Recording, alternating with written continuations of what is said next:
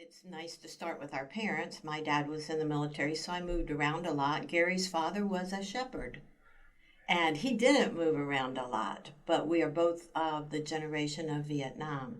Donna and I were both in the Methodist Youth Fellowship. I was in Oklahoma City. Donna lived in Midwest City, which is about 20 miles away. And we both, during high school, went to Farmington, New Mexico to work on a Native American reservation in the summer.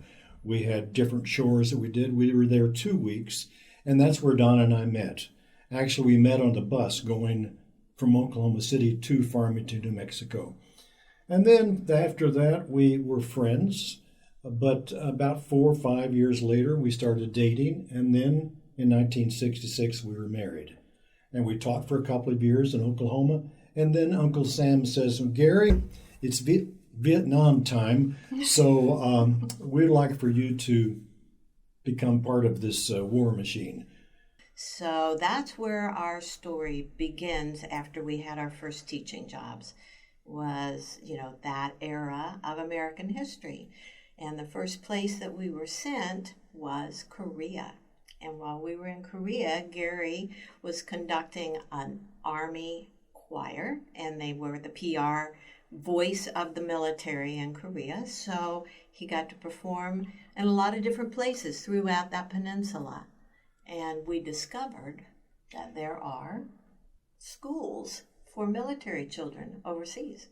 Yeah, and I was conducting an Army chorus while I was in Korea, and it was an unaccompanied tour, so Donna couldn't come officially. But as soon as I got to Korea, I looked around for a job for her and found one, and within a month she came to join me. She didn't live with me. She had to live with the single women on the base, and I lived in the bachelor order officers' quarters. But that's where we kind of started our overseas adventure. And we found out about the school system overseas. And when we returned to the United States after separating from the Army, we applied for work for the Department of Defense overseas school system. And our first assignment was something we had to look up on the map. It was Asmara, Ethiopia. Yep, we spent a year there. We would have stayed longer. We enjoyed it very much, but the Eritreans at that point, and this was in the early 70s, they said, you Americans need to know we're going to have a war soon, so you might want to leave. So Donna and I put our hand up. We were the first ones to volunteer to move on.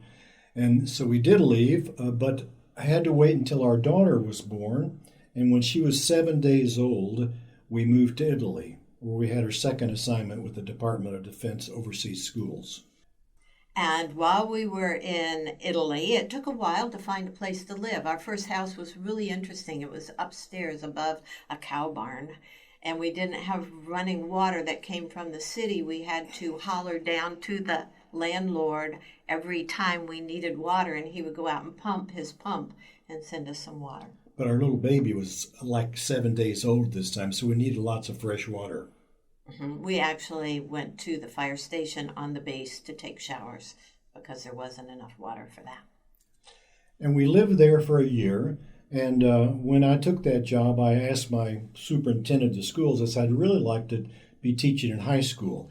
I'll take this job in Brindisi, Italy. If the first high school job that opens, you'll assign me to it.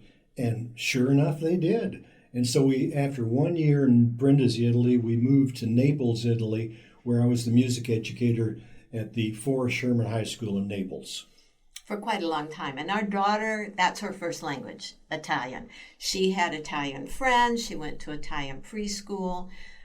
But, and I don't know if you'll want to keep this or not, but the high school students in our 5th year there thought it would be kind of cool to put hashish brownies in the teacher's lounge. And my husband is a nice chocolate eater. He ate a lot of them. Yeah, and the rest of the day I was high as a kite and didn't know what was wrong. We didn't know what was in these brownies, and no one told us. And so, but I stayed at work all day long and tried to teach. And then I had a concert that night. This was, I think, a winter concert. It was right before the winter break. And on the stage, Donna was bringing water to me and putting it on the piano. And little did I know that in the chorus and in the band that I was conducting, 2 or 3 of the students that had planned this event were performing that night. They didn't do it to me personally, but they just did it at the teacher's lounge. And unfortunately, I like chocolate. So we decided at the end of that school year to take just a hiatus and let Gary renew his confidence in children. And we went back for a second master's degree, although I ended up being the breadwinner, and that was in Texas. And we were hoping to be reassigned back to Naples because we had made fabulous Italian friends there. The whole street knew who we were, and we really, really fit in. But somebody else wanted to be in Naples. So they sent us to the capital of Germany, which at that time was Bonn. And that was just fine, except that we had to learn a second foreign language. Yeah, we enjoyed living in Bonn. The school there had about 47 different nationalities in it. It was the Department of Defense school, but also catered to the embassy in Bonn, which was, as Donna mentioned, the capital at the time. We also had military-dependent children there. And there I was teaching choral music and instrumental music, and sometimes the electronic music. So we spent a nice 7 years in Bonn and enjoyed it, became very happy with being in Germany. And then at the end of that time, I applied for a job as the superintendent of the music department of the Department of Defense schools in the Mediterranean region. And they hired me for that job. So I would be overlooking the programs in all the Mediterranean area, Italy, Spain, Bahrain, Portugal, Azores, Turkey, all that part of the Azores. And so to work that job, we moved to Madrid, Spain. Yes, and if you were to overlay a map of the United States on the territory that Gary had to supervise, the map would not cover it all. So he was gone quite a bit. Our daughter by that time was in high school, and she came home after her first day. She says, I have to learn Spanish. Everybody in the school speaks Spanish. And so she did. And so our daughter, we're very proud of the fact that she's fluent in 3 languages besides English. So we spent 5 years, I guess it was, in Madrid. And then my office moved from Madrid to Pisa, Italy. And in Pisa, we worked there 2 years, and then reorganization comes to many organizations. And at this point, our whole office closed down. And at that point, I had to either return to the United States and find another job or take a teaching job again, which I did. And so we moved to Vilseck, Germany, which is down in Bavaria. And we spent a great 7.5 years becoming acquainted with Germany again. And I was teaching junior high and high school band and chorus there. And one of the fun things that I got to do there, and Donna too, I was in several of the productions, local productions that the local community theater did. I got to play the lead in Man of La Mancha, and Donna did the set for the Man of La Mancha, did all the paintings. And I also got to play a silly role in a funny thing happened on the way to the forum. So those were extra for fun things after my teaching job. But all during these 27 years, we traveled in the summertime. Teachers there too had to come home every 2 years and go back to school. But the in-between year was free for travel. We did a lot of camping. We camped all through Turkey. We camped all through Greece. We camped across the Mediterranean, the northern part of Africa, up the coast of Spain, through France and down.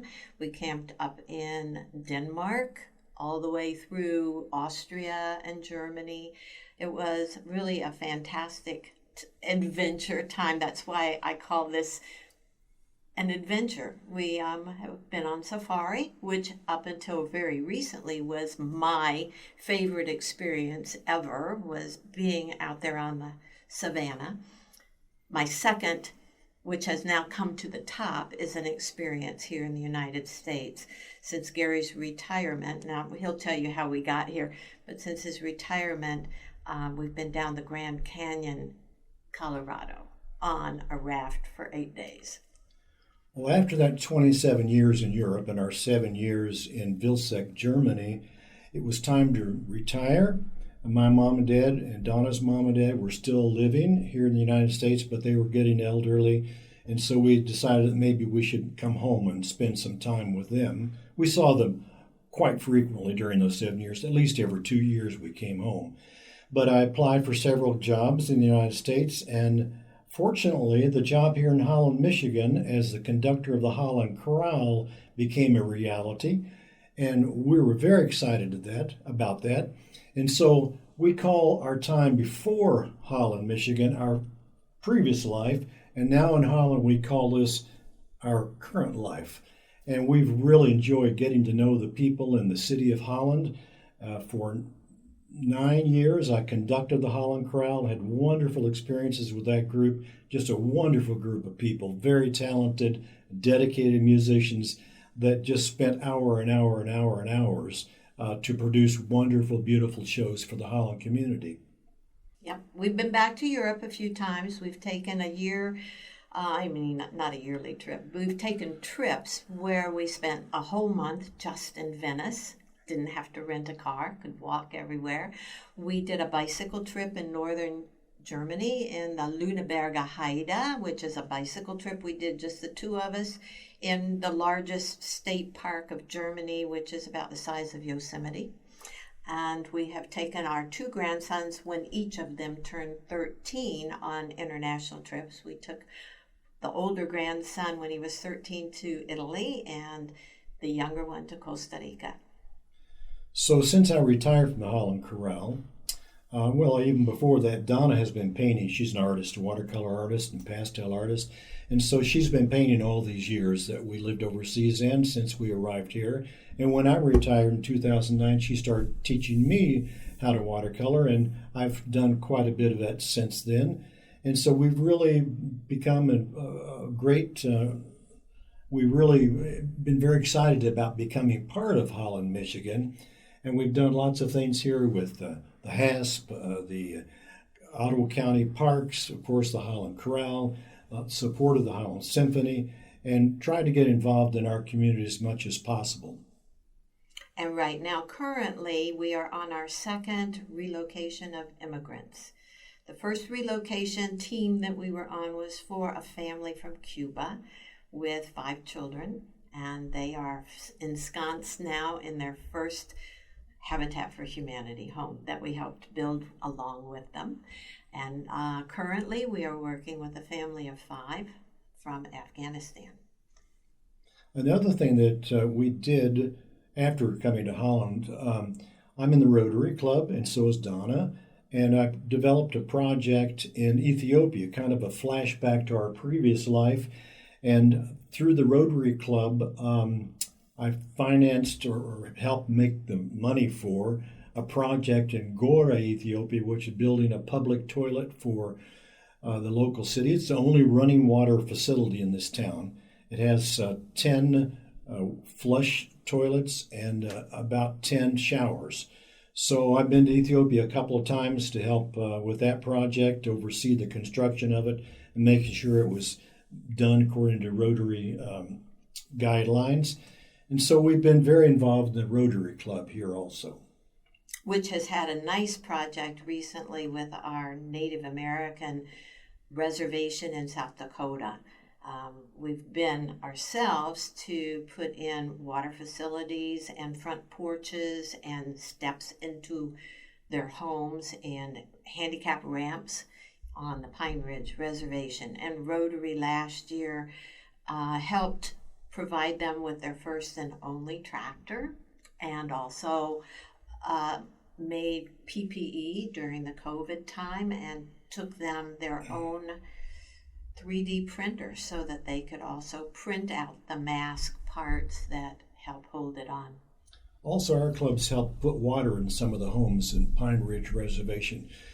Most Americans don't realize how the level of poverty there, but it's one of the poorest counties in the country, and many of the homes, the Native American homes, do not have running water.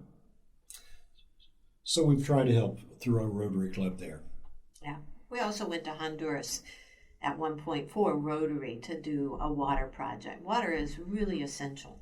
It is absolutely essential, and In our church, we belong to one committee called Creation Care, and that's been our focus, working with the Sierra Club, with Holland, with other organizations to promote the conservation of water and preservation of water sources.